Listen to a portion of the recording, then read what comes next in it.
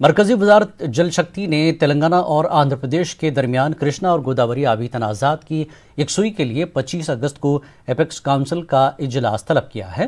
اجلاس میں تلنگانہ کے وزیر اعلیٰ KCR اور آندھرا پردیش کے وزیر اعلیٰ YS جگن موہن ریڈی کو بھی شرکت کی دعوت دی گئی۔ مرکزی وزارت کے مطابق دونوں ریاستوں کے آبی تنازعات کی یکسوئی کے سلسلے میں دونوں حکومتوں میں اتفاق رائے پیدا کرنے کی کوشش کی جا رہی ہے۔ مرکزی وزیر گجیندر سنگھ شیخاوت اجلاس کی صدارت کریں گے اور دونوں چیف منسٹرز ویڈیو کانفرنس کے ذریعے اجلاس میں شرکت کر سکتے ہیں۔ تلنگانہ کی جانب سے رائلسیما لفٹ اریگیشن پروجیکٹ کی مخالفت کی جا رہی ہے، جبکہ آندھرا پردیش میں کالیشورم پروجیکٹ کے خلاف نمائندگی کی گئی۔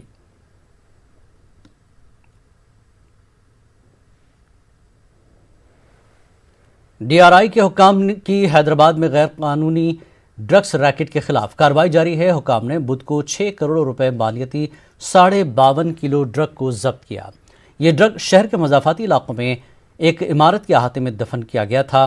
ڈائریکٹوریٹ آف ریونیو انٹیلیجنس نے حال ہی میں بین ریاستی ڈرگ مافیا کو پردہ فاش کیا ہے۔